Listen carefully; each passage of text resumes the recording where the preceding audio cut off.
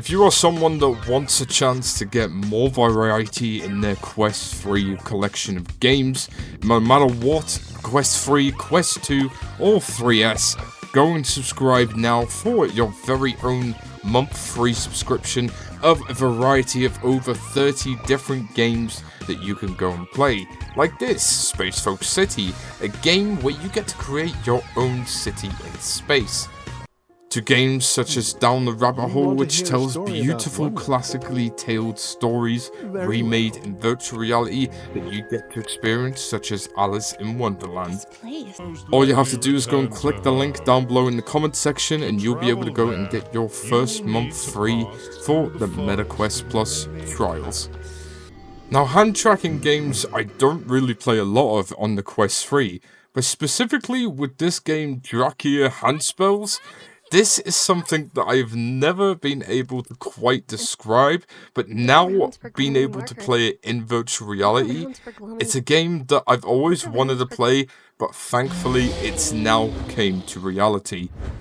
Now, what is Drakheir? Drakheir is a hand spell game where, using your hands as controllers, you get to use the elemental spells of fire, water, earth and air to fight against different enemies in this RPG adventure. And with hand signals and guides to help you, you'll be able to successfully be an elemental sorcerer and complete a story RPG quest while doing it.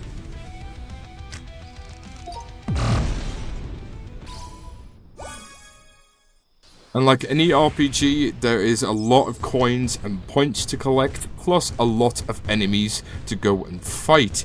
There's a lot of enemies that pop up in specific places, and you are not just confined to one space. It does a very clever trick of getting you to use your hands to move around if you so choose to, so you don't have to pick up your controllers at any point in this game, and it's strictly all hand movements, with the menu, the actions of the controls, and rogue magic spells, which is so freaking awesome to see.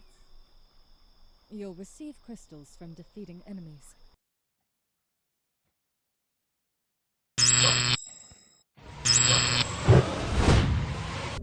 Now, the first half an hour of the game that you do play gets you introduced with the controls, as there is a lot to remember, so it is very easy to get confused, but this is one of those games where you do have to pay lots of attention to make sure you are using the hand signals correctly, as well as different elemental spells.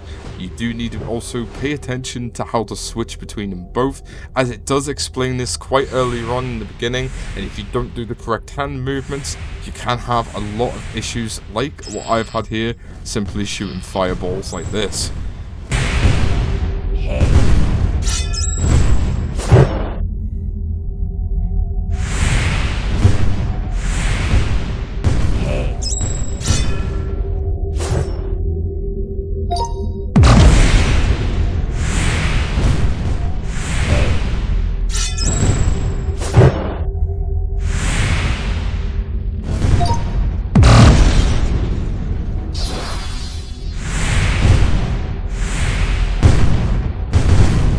Now, in terms of some of the gameplay, it can get a bit repetitive at some points. Just like any RPG, you do have a lot of copy and paste fights that you have with NPCs over and over again, but you do eventually, once you get to patience and progress, you do get to fight your very own bosses, and with these bosses you do obviously get skills, and with these skills you will be able to go and unlock new sources of magic. But if you don't want to fancy that and you want to save it for another round, or you maybe want to get a little bit more confident with fire magic, for example, you're able to go and upgrade your health, your coins, or your mana abilities as well.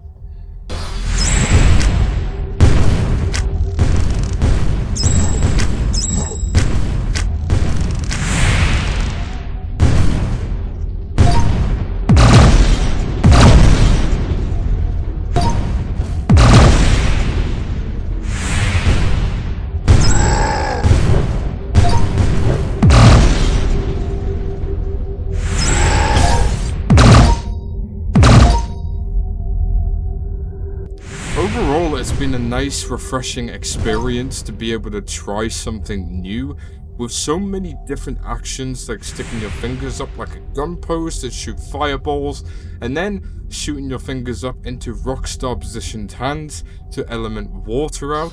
It's been certainly interesting to try something that hasn't been done before.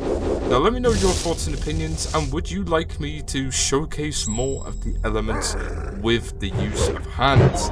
Now let me know your thoughts and opinions.